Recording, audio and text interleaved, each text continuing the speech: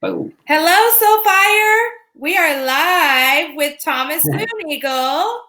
So you know me, hello. Jess. You know And me, Molly. Molly.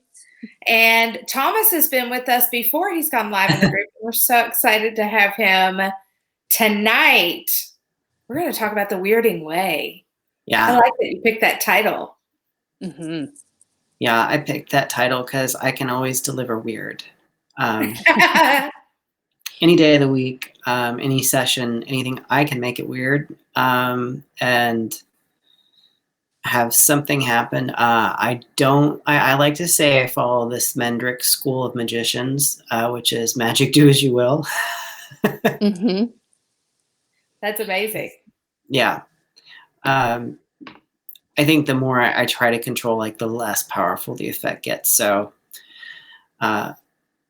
the more I just allow, the better off we are, and the less I try to control things, a session or anything I'm doing, the better off it usually goes. And once again, I'm getting out of frame. Sorry. No, that's Say, it amazing. looks I'm fine on like, this end. yeah, you're doing great. And I was going to say, maybe we should start there with witching and wizardry. If we're going to go real weird, let's go in. Oh yeah. Tell us about your wizardry. From zero to weird here. From zero to weird in less than 60 seconds. Exactly. There you are. Jump in. So, I use the word magic. A lot of people don't like that word, but I like it because it inspires a sense of wonder and, childlike awe. Mm-hmm. At the same time, I'm like, I work very hard on my magic, and there are Right. rules, but at the same time, it's, when I liken it to like when I was doing a lot of pottery and I was doing a particular type where I would cut a bowl and then expand it out on the wheel. And so it would create this nice organic shape as it would unfold. Now, the trick to that was I had to take it right to the edge to where it was going to dissolve into utter chaos Mm-hmm. to get that nice, like open, like almost like a flower bulb kind of volume to it, right? But it was just easy to push it way too far, just where the whole thing would collapse. But if I played it safe and I didn't push it far enough, it looked very static and very plain, and it wasn't alive. And so I feel like that's where I try to do with my energy work as well, is that I want things to be organic. I want them to be alive and vibrant. And so, I have guidelines, but hard and fast rules, that's a little more changeable.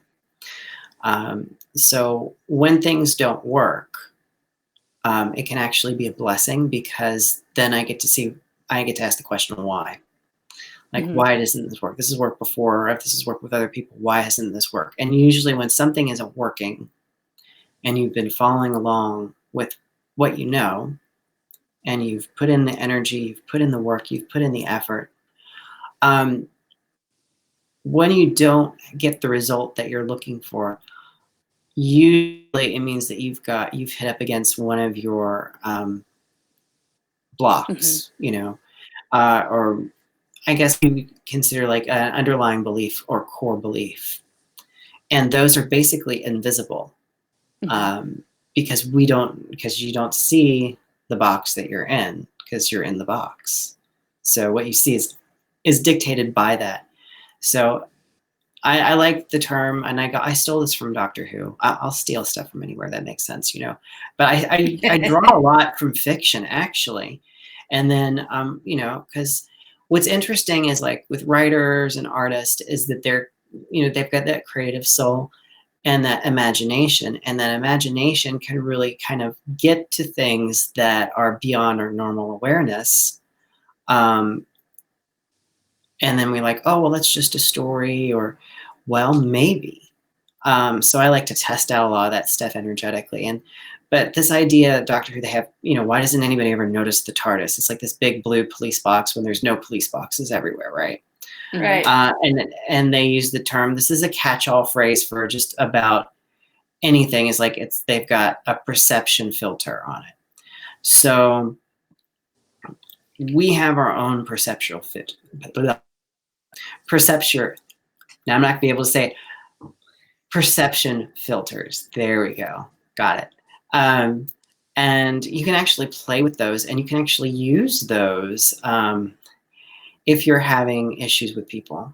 So you can actually adjust the perception filter around you to make yourself less noticeable or more noticeable if you're wanting to get noticed.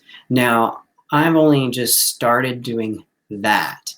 I spent the bulk of my life learning how to be invisible, and I'm really good at it, like surprisingly good at it. In fact, I think the best example was I was at a meditation group years ago at the Center for Integrative Health, and I had just said something or asked a question or responded, and the person leading the meditation turned around and looked right through me, and she's like, where's Thomas? And I'm sitting there looking at her. And I mean, just that level of you know, I'm like, I'm good at invisibility. I can do that. That's one of my strong suits too. Yeah. And a lot of people, if you've had a lot of trauma or if you've gone through a lot of, you know, scary abuse or things, that's a learned skill. So you can use that if you had a lot of bullying, like I did when I was growing up. I was bullied a lot. So you learn how to not be seen, not be there. So that's just one little, you know, just like tiny thing. But we have a whole bunch of perceptual filters that it's really hard for us to just, because we don't know that they're there. So we're not picking up on everything that's around us, and we're not picking up on all. And we do that not just with subtle energies, we also do that with opportunities. So because we'll have something presented and we just won't ask the question, well, why don't I do that? Or how can I do that? Or because it doesn't even pass through, because it just does. It's not part of our reality. And so when you hit a block, it's an invitation to kind of figure out what perceptual filter is working here, and can I open that up a bit?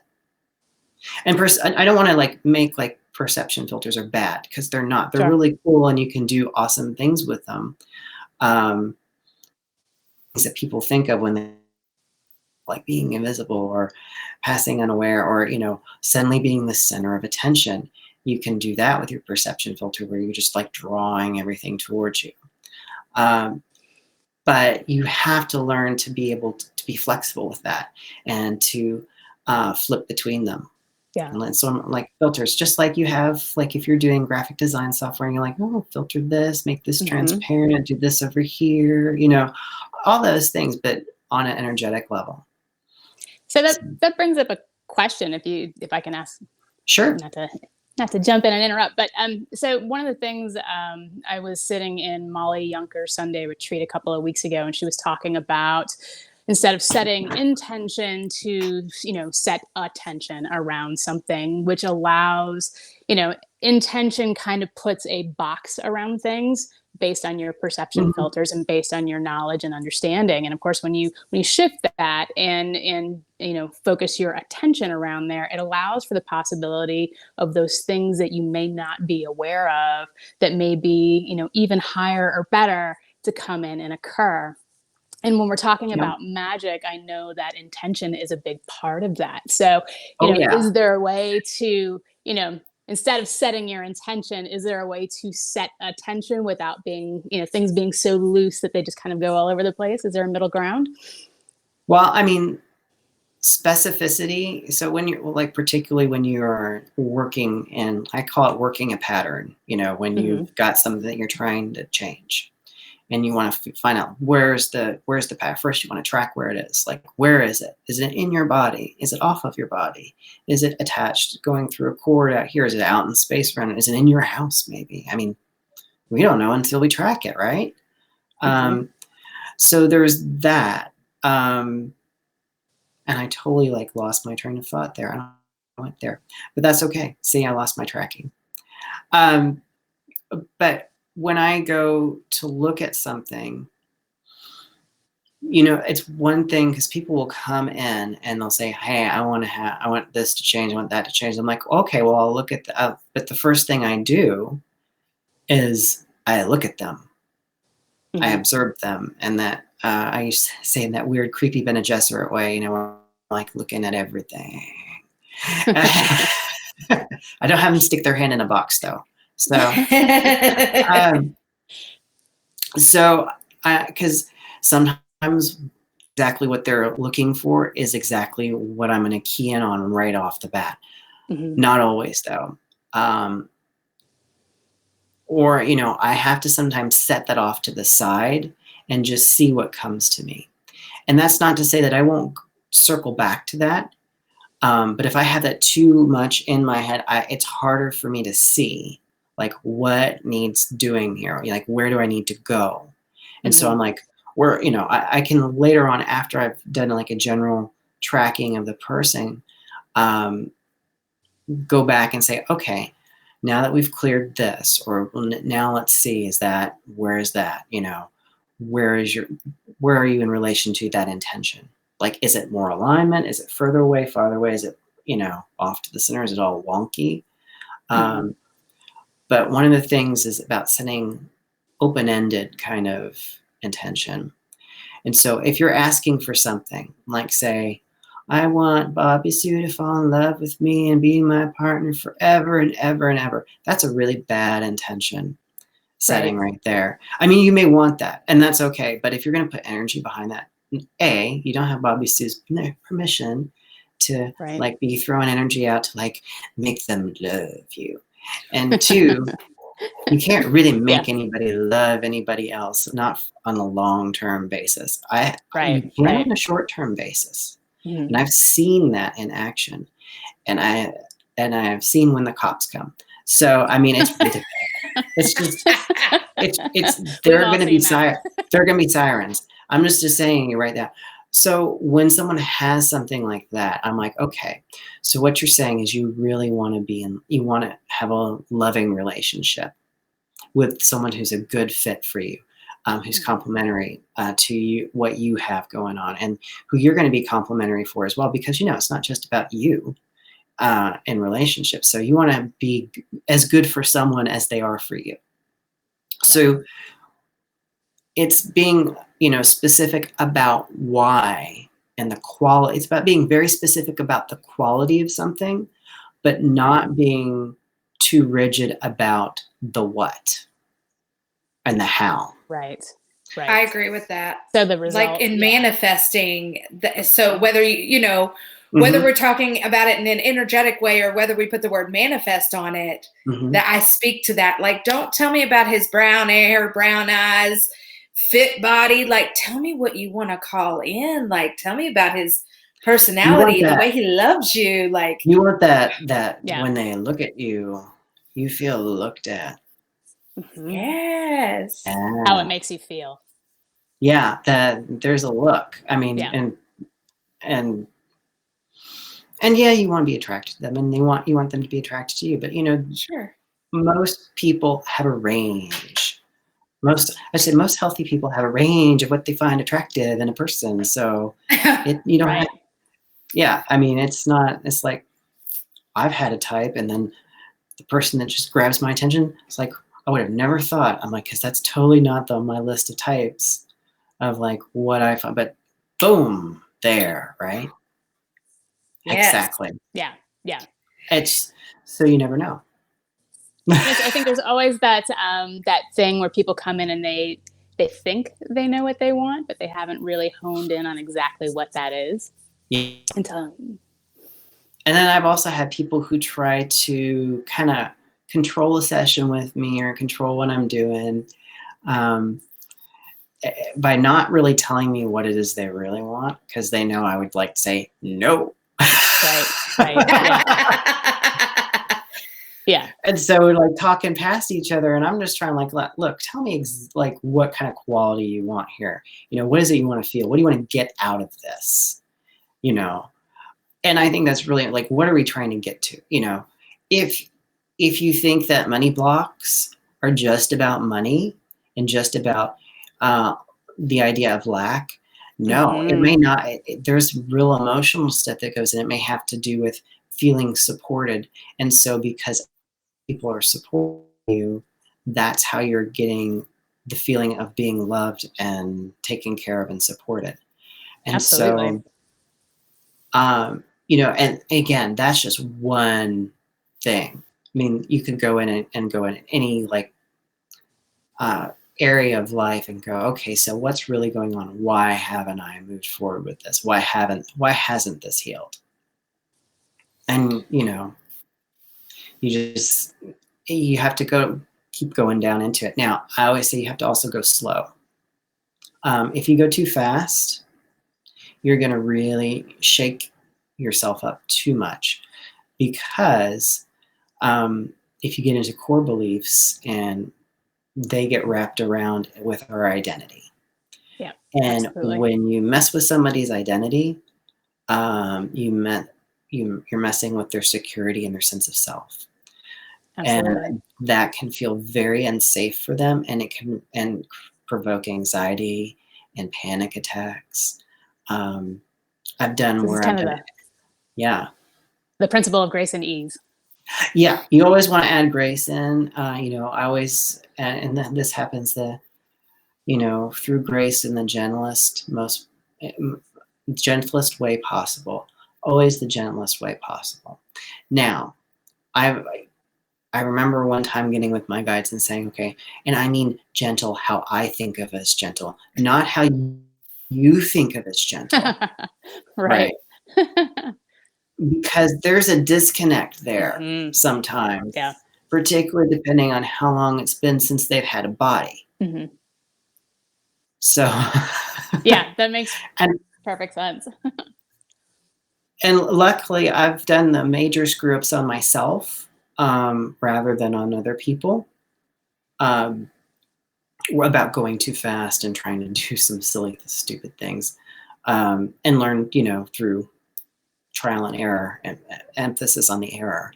But yeah, I know like why I don't go fast, and anytime I feel that push, I'm like, I just want to get beyond this. It usually means I'm trying to sidestep feeling something or being with something or moving through something. I just want to avoid it. Right. So I've written about the idea of mastery. We just need to throw that out and just focus on growth. Growth mindset rather than like milestones. Well, that mastery is kind that of was a long answer. Yeah. Well, I remember years ago I had a friend, and he thought that this life was just like a play life for him because he had all figured out, and he was just that awesome. He was also very young at the time. Right. And I was thinking, I don't feel that way at all about mine. I'm like trucking it, trying to get through some stuff. And, the idea about mastery is, if you want to do that, that's fine. Just realize that choice is going to affect like the quality of life that you lead. So you're going to have to, like, if you want to, whatever it is you want to master, you're going to experience the opposite of. So if you want to master prosperity, you're going to experience poverty. Right. For sure. So that you can navigate your way out of it. Right. Yep. If you want to master love and compassion, you're going to encounter cruelty and hatred and loneliness. So that you can come out of that and master that. So, I'm like, I don't need to be a master. I just need to be competent. And I need to be growing. Right. That's it.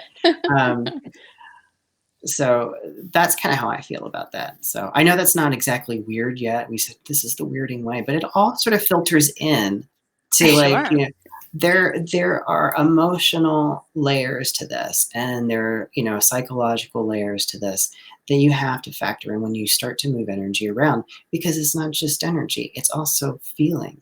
It's also your experience. So I've been working through medicine wheels in my chakras, and I can tell you that every time I go to a direction, it has a huge impact on what's going on in my body, but also all around me. Right. So and it can be very challenging. It's very good that I'm doing it for my own, growth. Again, not mastery, growth. But it's not easy. So, and it has consequences, and I know that.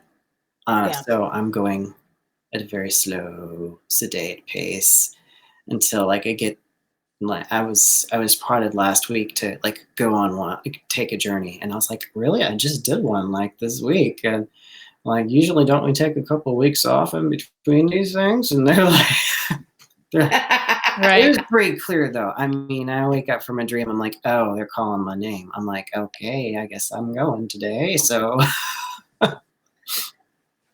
but yeah, energy is cool, and you can do a lot of phenomenal stuff, but also learning how to feel with it and how to flow with it is really important, because if you can snap your fingers and get any material need met, then what is left, and I'm not saying I can do that yet. Maybe this close. I'm getting closer. Work in progress. You figured some things out, sounds like. I figured some things out, other things I'm still working on. And, I think just another side note in a mastery, we can sometimes withhold love from ourselves until we like reach the level that we think we should be at, right? Right. So, yeah, I mean, that is something you have to take into consideration as you're moving through things, and like I said, if you were able to like just get your material needs met, then you're also going to be thinking like, what about my health and my body, right? So then you're going to be working on that, and that's a whole nother level, and it requires different like. Okay, I have a video. It's called Magical Weight Loss. Now, some people tell me they watch it and they just lose weight, like magically they wake up the next day. Do you have a link to that?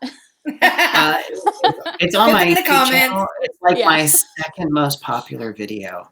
The first one is like Manifest a Money Miracle. That's like the most popular video ever. It's like 10 years old at this point. And like I'm really embarrassed about the quality and how much I'm hemming and hawing because I just don't have the confidence of being on a YouTube video. And I'm like, maybe if we did this and energetically, no, it's okay. So that's growth though. I mean, sure, absolutely. Yeah. But I will say there's a lot of folks in quarantine now that have a whole lot of time on their hands, and money and weight loss are probably at the forefront of their minds. Yeah, money, weight loss. Those are the two main things. If you can do that, your energy work will help with people. Those are two main things that they're looking for is, bettering their financial condition and then bettering their physical condition. Then the third one is relationships. So, but even if you do that, that's third. I know. So I did one that was like manifesting self-love and acceptance. And I thought, this is great. Everyone's going to watch this. And no, it's like way down there on that list.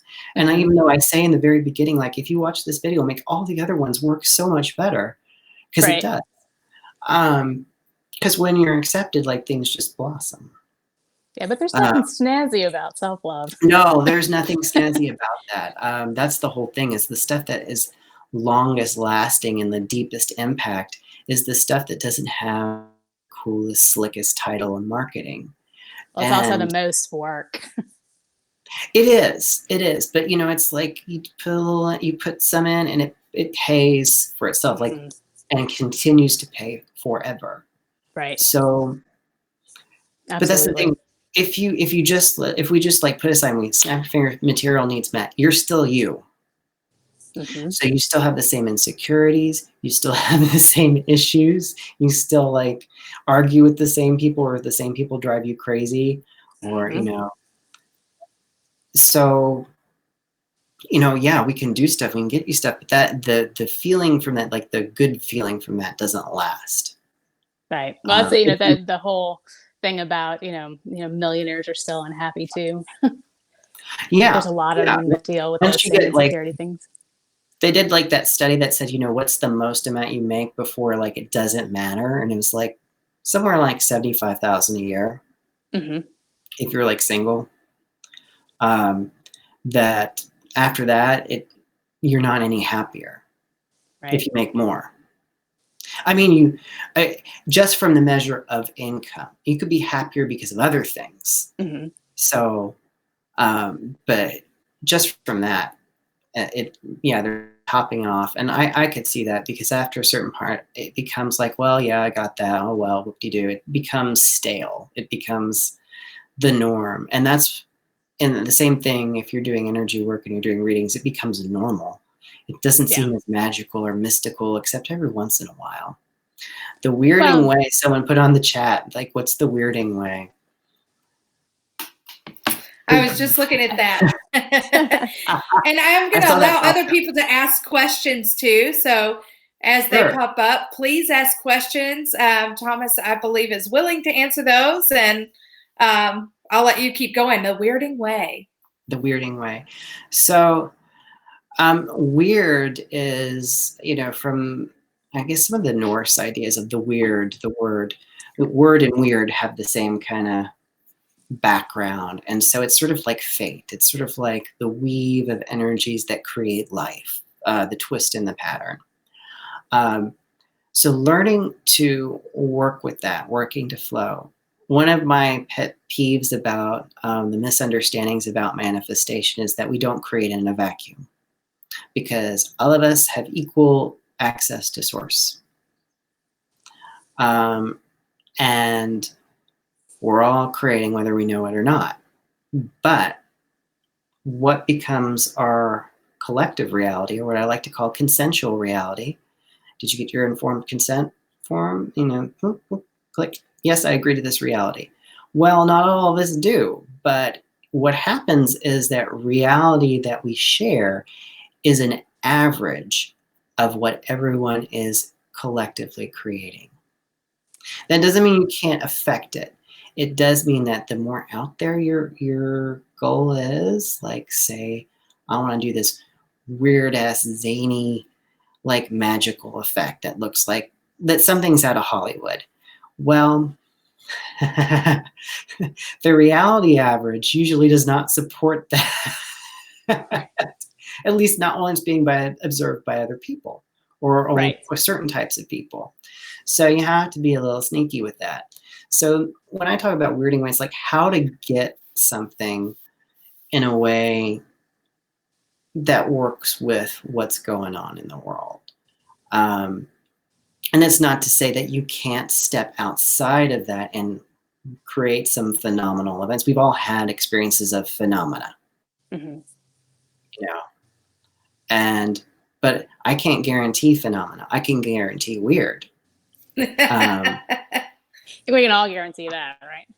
I can guarantee weird. I can't guarantee phenomena on a drop of the hat. Sometimes it happens, sometimes it doesn't. I don't get to choose when it's going to happen. In fact, the more I try to affect that, the less likely it is, because I'm falling out of coherence with the heart, because I'm getting up in my head and I'm trying to, like, control things, and I'm not really good at that. So there are certain kind of energy practitioners that are very head focused, and they have very strong will, and they can focus and they can do certain things. Now, it's usually a narrow band of what they can do with that. So with focus, if it's all mental focus. And the reason is because you only have so much attention, to give. And so if you're going to really focus on shaping something, you're going to have to focus that. So if you want to access more possibilities, you're also going to be limited by thinking in the head. And to get around that, you move into the heart. And the heart's electromagnetic field is a mirror of the Earth's electromagnetic field, and it's got that toroidal shape, which also connects to the Akashic field, or the void. And the void is where everything that happens, will happen, can happen, might happen, lives. And so by dropping out of the head and going into the heart, you have access to everything that's possible in any given moment, as opposed to just what you think might be possible and what you've focused to get on this one. Like, I'm not downing mental training at all. I think it's very helpful for overall coherence. But I think also that letting go and being able to drop into the field of possibilities and the heart is really, where the real power is. You can just do so much more with that. Now, it's also less predictable. So it's more chaotic. Right. But, that's why I do put up certain rules around like how things go. Like these are like my meta rules. These are like, okay, like only useful things can happen.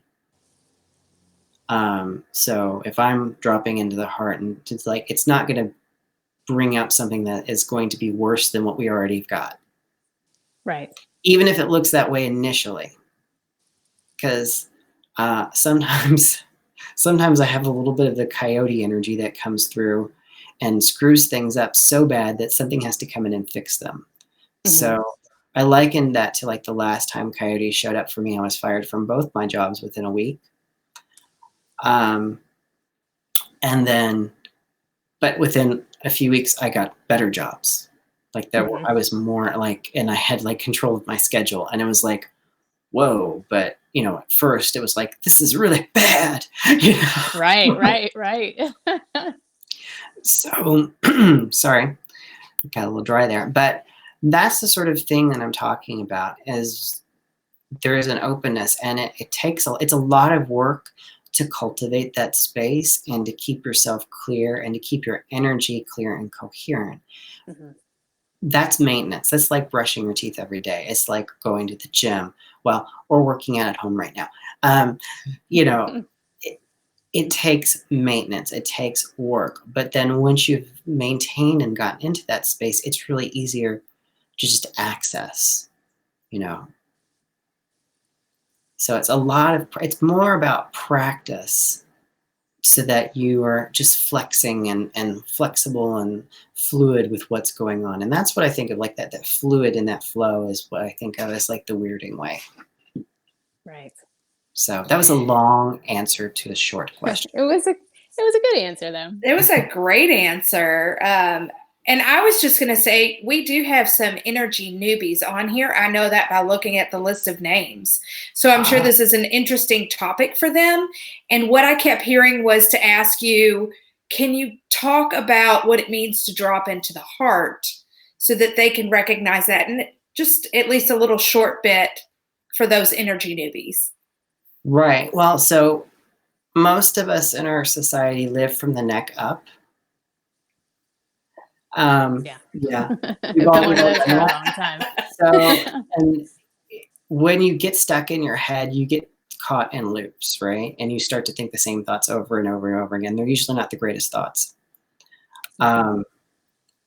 So you want to sink out. Now, some people have you even drop even further down, dropping down into like the sacrum or the belly area. I haven't played with that as much. So I've done mostly working with the heart, and that's because of that electromagnetic field. It's a mirror of the earth. And they've got data that they show that the earth's electromagnetic field affects our electromagnetic field of our heart. Because like when there's certain spikes and solar flares and certain things, there's a spike in the number of like heart attacks and accidents. Conversely, if there's a big, huge traumatic event that affects a lot of people at a particular point in time, the Earth's electromagnetic field will jump right when people become aware of that. And they've actually measured this with satellites. So when I say moving into the heart, it's just moving your attention down into the chest and moving it down into the heart to where your feeling space is. And if you're not clear about that, what it is, if you've ever had a really bad day and you're just so depressed and everything is going wrong and you just feel like there's a huge weight on your chest, you've been in your heart, just not in a fun way. So you've been feeling that weight. So, and just to sink in, the easiest way, I saw a teacher do this once, is they had their hands like in front of their eyes, and then they're just following their attention as the hand moves down.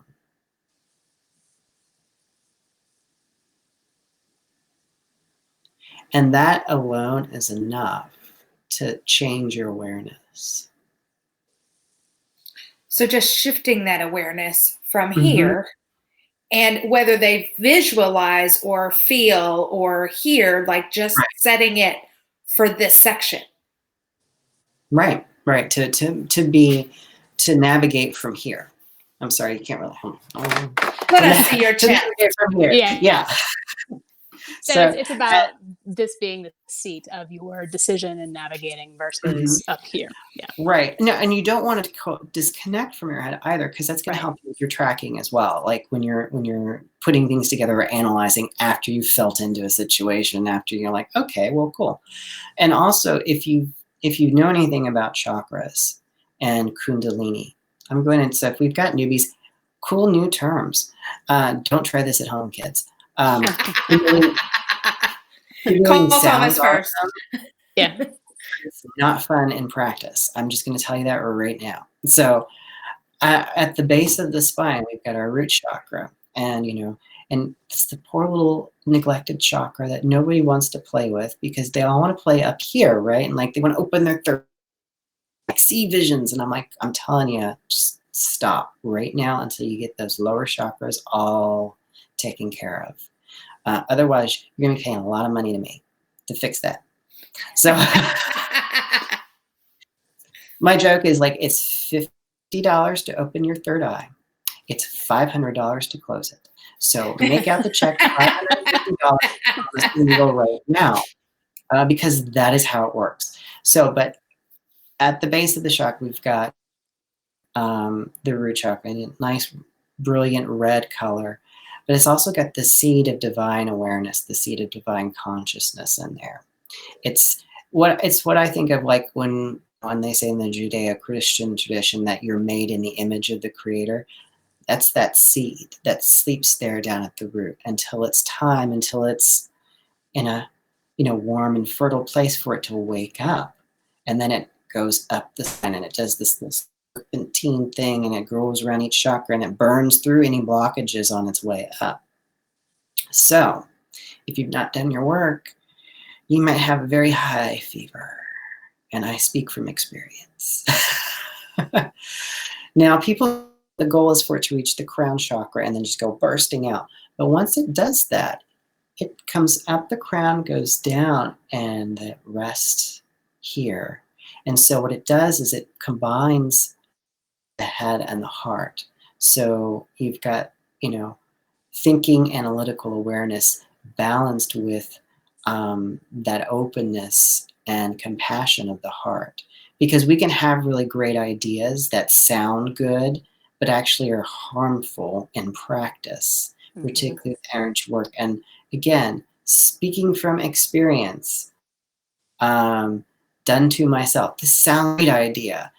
Before I do those things now, I check in with guidance, and it's like, this sounds like a great idea. And I'm like, but I'm gonna check in with that and see if that's a good idea in practice. It sounds great here, but in how's it going to feel in the body? How's it going to feel in your life? So this idea that up is always better. No, not necessarily. Sometimes down is where you need to go. Sometimes we need to sink in. Right. Well, one of the things that I explain to people too is that we have a chakra system. We don't. It's geared to work together as an entire system, right? Much like our body does. Well, there's the reason why they're the colors of the rainbow, right? You don't just see like a red band go right across the sky usually, or a purple one for that matter. And there's people who do that with, I like Picasso's blue period. I like the color blue.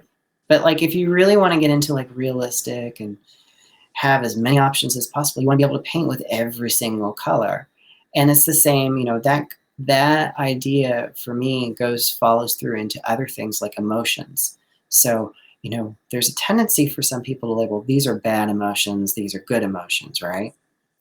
And I'm like, well, okay, so you don't want any sadness. So take all the blues and blacks and grays out of your painting So, or just take a nice photograph that you like, take it into some photo editing software and take all those out. Now look at the painting. Now look at the picture. How does it look? Okay, and it's sort of like taking all the shadows out of a picture too. Much less interesting. So, and if this is a good practice, if you've never really looked at a shadow, do this in the daytime when it's somewhat coming out. That's the caveat to this. But most people have never taken the time to look, unless they're a visual artist, to look to see how many colors are present in a shadow. Absolutely. Absolutely. I've never done that. I'm going to go play with my shadow tomorrow. Yeah, it's a good thing to do. I mean, because we think of shadows because of animation, that it's just black, right? No, there's a whole range of tones and colors. And it's the same thing with emotions. When we're really young, they haven't really blended all that much. We're like angry, but we're all anger at one point, or we're happy and we're all happy at one point. As we get older, those emotions sort of mix together. You know, the idea of like nostalgia.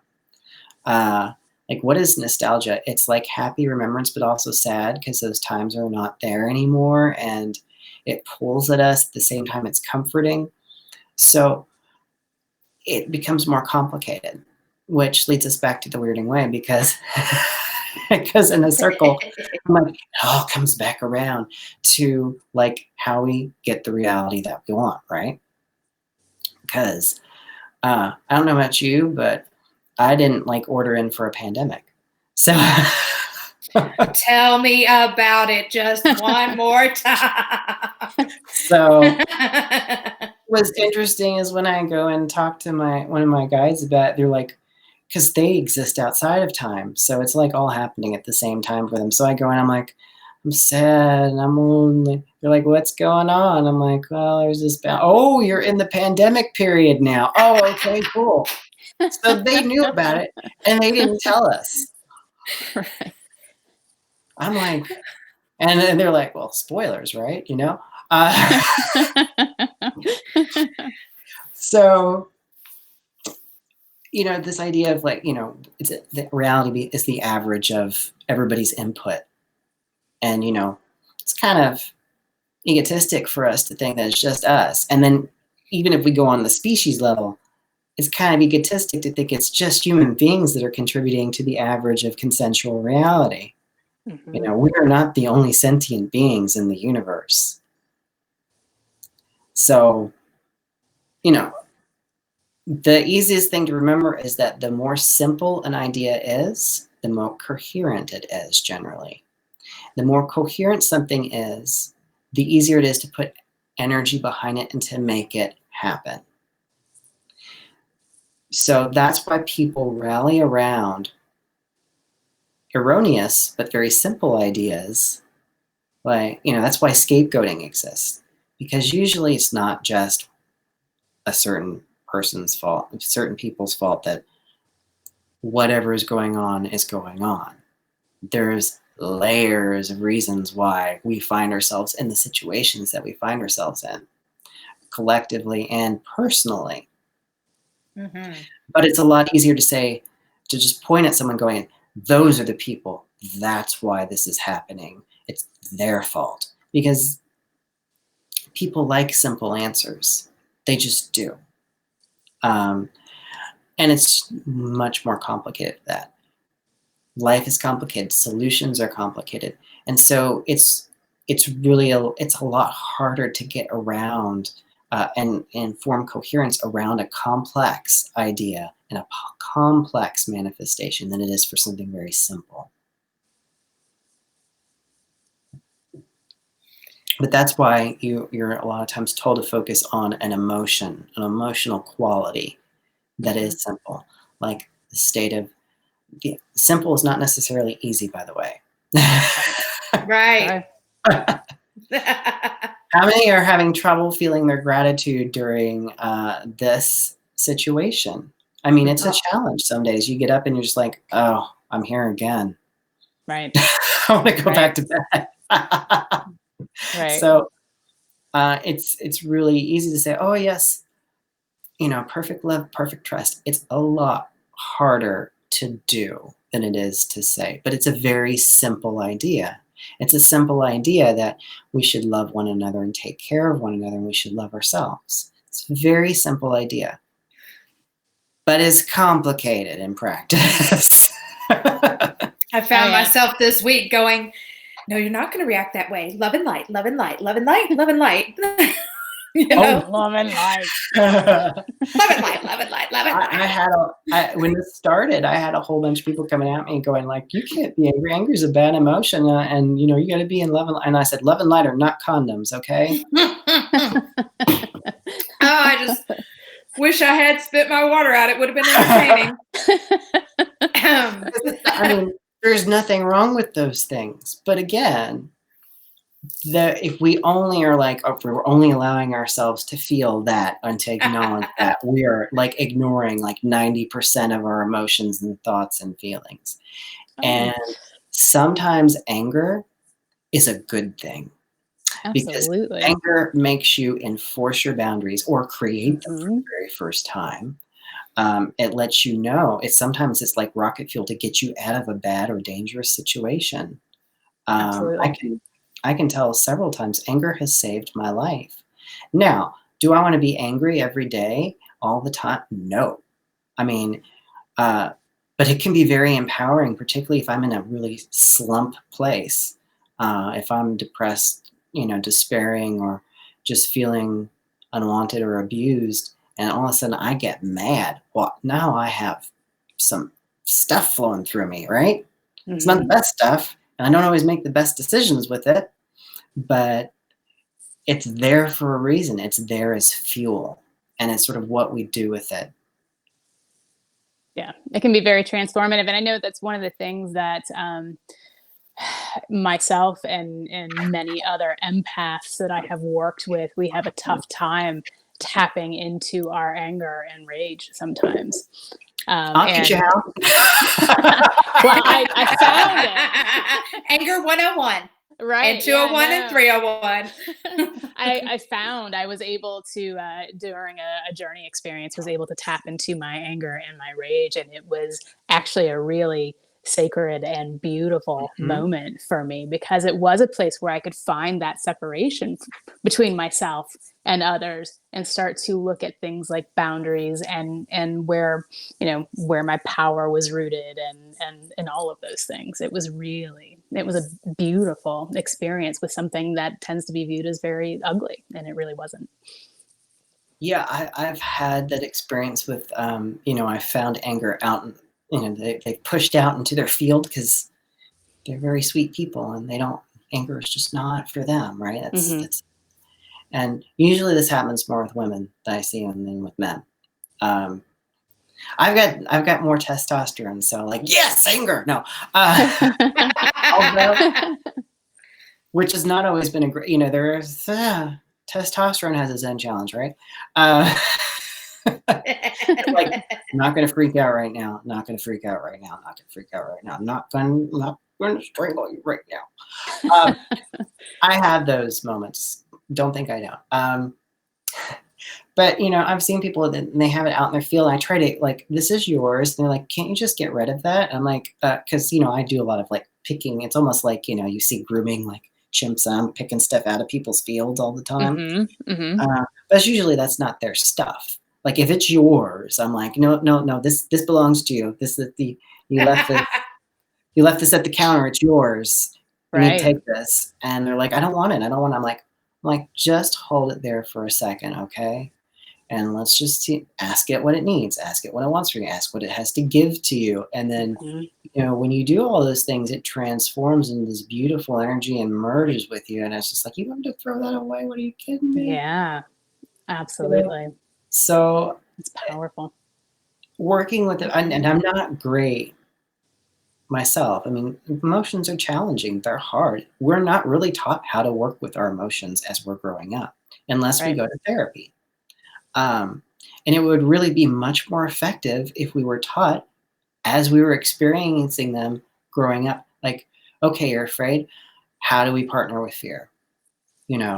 Not how do we just get rid of it? How do we partner with it? How do we acknowledge it? And how do we move with it? Because it has something it's trying to do for us. It's trying to keep us safe, right?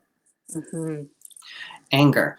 Well, some things happen that we don't like, and we need to feel how to express that in a way that is not destructive to everything. So same thing with sadness, same things with disappointment. But we're not generally, unless we have really, really awesome, self-aware, self-reflective, tuned-in parents that were just on it. And even some of them don't know how to do it. So it's and again, they weren't taught that either. So well, we live in a culture that is, right. That finds feelings inefficient and unproductive. Yes, inefficient. That is something to be staying at the home, right? You have your feelings when you're at home, and you come to work, and you are productive. Right. And we don't want to hear about grief. In fact, I think in the latest DSM, they made grief a disorder. So if you're grieving for more than 2 weeks, it is now a disorder. Yeah. Where in times past, people would be allowed to grieve as long as they wanted to. Well, you think about Victorian mourning, people stayed in mourning for years sometimes. Well, it was like at least a year. Mm-hmm. They were expected to wear black for at least a year. Yeah. And then, but some of them, they just kept on. They were like, nope, this suits me. I'm good with this. Well, like Queen Victoria, her the whole rest of her life, she was in official mourning. Yeah. Yeah. So, that's, how do we quantify emotion? Well, and it's interesting too. One of the things that I go back to frequently is Brene Brown in the TED Talk that she gave. The one, I think it was like 9 years ago, the one that everybody's seen. It just blew up and really kind of brought her to the forefront. And the one on vulnerability. Yes. And she talks about, right now we are the, largest, addicted, in debt, medicated cohort in human history. And it is, rooted in the fact that we don't know how to deal with our emotions because we were taught to sidestep them. They're inefficient, they're ineffective. You just kind of shimmy around them and you find other coping. Right. That's I've turned mine off at times. I've done that too. Because sometimes you gotta just to get through. And it's a skill. It's a survival skill. And it's not one you want to make use of often because when you turn them back on, they're like in stereo and it's sort of like, it's coming down off of a high and you just crash. Right. And it takes a long time to bounce back and you feel everything like in an exponential way for that. And in crisis mode, you have to do what you got to do to get through it. But yeah, we generally expect people to be, how are you today? I'm fine. Because that's what keeps us comfortable too. Right. I remember starting to answer people honestly with how I was. It made them very uncomfortable. Very uncomfortable. They didn't really want to know that. I had a friend recently tell me, she's like, when I ask you how you are, you're like, I'm good. Every time. I'm good. Mm-hmm. Are you? Yeah. Not always. It's ingrained, right? I am today. Right. I'm great. Let's not be honest about our feelings. But that's, we do that to make other people please lie to me. Right. I'm open for your lies. But it's interesting too. One of the things that I learned, through my own experience with shutting things off too, is that, I labored under the misconception that I could shut off just the, the depression, the grief, the anger, it's an all or nothing switch. Yep. It's just like, well, that would normally make me laugh, but I'm not feeling anything right now. So, okay. Right. Yeah, it's one of those. And so, and that's the thing is we really don't want to feel like the depth of, and I'm gonna be honest, I've had days in the past few weeks where I just don't want to feel because it feels really, really bad. It's just this heavy weight and people want you to be okay, particularly if you do what we do. They want you to be okay all the time. and like, listen, I can hold it together while I'm working with somebody, and not have that affect it. Mm-hmm. But I'm also a person who is experiencing this historic moment, um, with all of my own insecurities and issues that have not yet been resolved. And it's hitting certain triggers. And so I'm not operating at 100%. And neither if you are operating at 100%, more power to you. I don't know what you all are doing, but yeah, Right. let's bottle that stuff, right? Yeah, absolutely.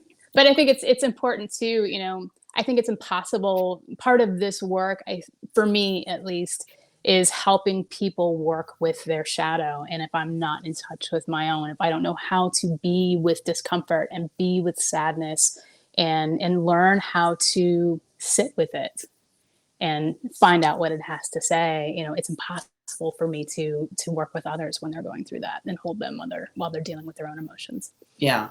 And I just saw a question pop up in the chat, and they asked, do you usually feel really exhausted after working with someone? Just you. I'm kidding. I'm just no. Jill, I'm sure will be like, thanks. No. It really actually depends. Sometimes I'm very energized after working with someone. Sometimes it sets me right because as I'm working to balance them, I'm also being balanced, right? And why I wait till someone does that to just work on myself? I could just do it on myself, right? And sometimes I do. But it's like when we get into one state, we forget what we know sometimes. But generally, no. Although there are certain types of people that do kind of wear me out. And if you're trying to like really control the session, it makes it a lot harder for me and I'm almost having to fight your ego to do the work, then yes, I am exhausted after that. I've had reading clients where I've had headaches after, because they try to like use this almost like a movie camera, and want only specific answers, and only the answers that they want. So stuff like that wears me out. Doing like house clearings is kind of tiring. Not because like it just takes a lot of attention. Like I have to stay focused. And so we have access to about infinite energy, infinite power, but we have a limited amount of attention and focus. So, once we expend those, it's like, yeah, I'm done for the day. Same thing with certain types of shamanic work, like extractions, and depossessions. It's not that it's particularly bad or challenging or hard. It's that it takes complete attention and complete focus. Yeah. And I think too, that question, I want to speak to that in the sense of where is our energy coming from? Are we rooted? Are we grounded? Or are we using our last piece and controlling it as well? Would you agree? Yeah, and that's the thing. And that's why I said, when someone else is trying to control, then I have to step in and try to like mitigate that with my with my sort of controller while I'm trying to do the work over here. And it's like doing it 3 times. It takes 3 to 4 times as much. The work is easy. The rapport is what takes the energy. Holding the space and establishing rapport with who you're working with. I tell you, it's way easier to work with people that I really like. Sure. I would love to like have all my clients that I'm so glad that you called today. No, and most of them, like 95% of that's the way it is. I'm not complaining about anybody really. It's just that I'm like, I feel like I'm not doing a great job with some people because I am having that struggle with rapport. And because, we don't get along, we're not in alignment with everybody. So, over time that takes care of itself. Either you come into better rapport with someone or you get a different client. So, right. Could you tell us more of, and kind of, well, I want you to be able to close out with telling us, finishing up with the weirding way, but I'd love for you to share with the people here what a session, if they contact you, and I've got your website up. Thomas's donation link is at the bottom of his page. He also has a ceremony that you send out every week as part of the Patreon, right? So he has all of his, I've got the information, just click that link today. But what a session with you might be like. And that's, I know, like, that's, I just opened a can of worms, but yeah, just to give them an idea of what you can do for them. Well, the session can go very shamanic or very more like quantum wizardry, where I'm just working out in your field. I mean, you are shamanically as well, but shamanically usually means I'm bringing in power animals. I'm taking stuff, I'm extracting stuff out of your field that doesn't belong there. I'm bringing back pieces of the soul. That's that it can look like that, and it can also be just moving the stones in my altar around to get the right coherence of energy for you, and talking to you while I'm doing that, and feeling and checking in with you. Or it could be me working with ancestral patterns that you have, or with relationship cords of energy. Yeah. There's a lot of different, or soul contracts. That's another thing that we could do. So there's a lot of different ways that I interact, or I'm doing reading, there's that too. So it's going to depend on where you are. And also if you ordered a reading or a transformational energy session, it's going to make a difference, all right? Because I'll do what you ordered, right? But each session is different. And even with the same person, when I do the next one, we might do something completely different. It's, again, I don't control it. The less control I try to exert, the more powerful a session can be, because it's not limited by what I think can happen, or what you think can happen too. So, absolutely, I love that transformational energy. That's yes, that's what we want. We don't want the same old. Right. Yes. You're going to be set for appointments for a month after this session. It's like, transform my energy. Transform my energy. Yeah, it's really, and with the Patreon stuff, which I love to do as well, because I recognize, like, right now, particularly, people are strapped. And for that, I like it because a lot of my clients, they'll get a session with me, and then I won't hear from them for like a year or so, or sometimes longer than that. But then they'll come back, and then they're at another point in their life, they get another session, and it's not like they don't appreciate whether it's like it did what it needed to do. They don't need to see me in between those times. But what's been really cool is, like, some of those clients have signed on to my Patreon, so I get like this constant contact with them, and a monthly event, like a shifting teleconference that I do for all of them, which I really like doing, because it's what they call in Quechua Aini, to be in balance with each other. Like I'm giving to you, you're giving to me, and we're really helping to feed one another. And that's the thing that I've done in the past few months that I feel the best about, because I feel like it's hitting all my buttons. It's like, yes, I'm being supported. I feel appreciated. And it's also giving out to them, but it's not taking so much out of me to do that, to give them something at this low, donation base, like each month, because it's spread out amongst many people. So it's like I get to do what I like to do and help people and also be supported. And so I'm like, that is like, anytime you can come into a win-win situation energetically, that's great, because the resistance just drops. Well, what else do you want to share as we finish up this evening about the weirding way, or anything you want to share? Oh, can I say a fun fact? Sure. I don't know if Molly knew this.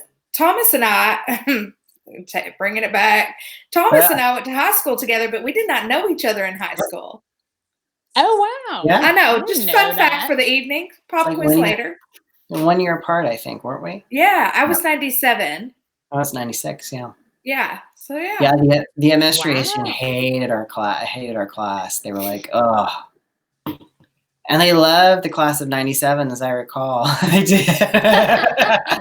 But everything nasty, they were like, they put on us. They were like, I was like, whatever. 97. No, it was. Funny. I don't know why they just decided that collectively that our year was a bad year. I don't know why. It's the weirdest thing. That is weird. It was very strange. But that's actually when I started reading tarot, was in high school. Oh, wow. Yeah, I got a lot of practice. Well, at our school, yes. Cafeteria, any kind of breaks, all the time. I was busy as you could believe, and that's even when I didn't know what I was doing. But it didn't take but 2-3 months, and I could read because I did them every day. Every day Yeah, school year. I mean, just boom, boom, boom, boom, boom, like 5 or 6, 7. After you like 5 to 10 readings a day for like 3 months, you start to know your cards, and you start to sense things and see things that you wouldn't. So that was great training, actually. That's awesome. So some of my development group are in here, which is why they were like, can we learn more about this in class?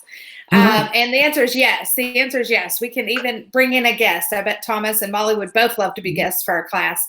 But that is, something that seeking that knowledge in the class, and how you said, I did it this many times a day. I just want to say, you all practice, practice, practice. Yeah. Practice your energy work. That is really the secret, is lots and lots of practice. And I feel really fortunate that I started then. And it's to give you an idea about the way things can move, because like some people move through life and they go, and I'm trying to get this on screen here, where they move toward a goal in a straight line.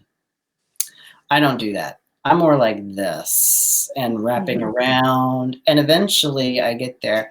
And I say that because I remember seeing the book Creative Visualization when I was like 15 or 16, and buying that book and trying the techniques, and then forgetting about some of the stuff I'd written down, and then finding that notebook years later. And I'm now almost manifested everything that was there. Like I saw myself doing readings as like part of my work. All these different things. And I'm like, and then I was like, yes, put that away for a while. And then it happened, but it didn't, it did not happen all at once. And it was years later that something came into being. So sometimes the road is long and twisty. But that's okay. Thank you for joining us tonight. This was fun. And also, just so you both know, I did get a yes. They would love you all to be guests in our class. So we'll talk about that later. But it says a yes. Yes. Yes. Yeah, I do yes. YISS. Yes. So best place to find you is thomasmooneagle.com. Mm-hmm. And they can schedule from there. Yeah. And I'm also going to do tomorrow a YouTube live tomorrow at 9:15, which is a Q&A with me. So if you have burning questions, you can type them in the chat, and I'll be like, okay, boom, boom, boom, boom. Hopefully, when they go to your website, is your YouTube link there? My YouTube link should be up there. If not on the homepage, it'll be on the About Me page or the bio page where it has all my links. Cool. Well, thank you both for being present tonight, and thank you for sharing your weirding way and your magic. I love your magic. Thank you. Absolutely. This was awesome. Thank you, Thomas. Thanks, guys. Bye. Thanks, you guys. Have a great night. Right. Bye. Bye.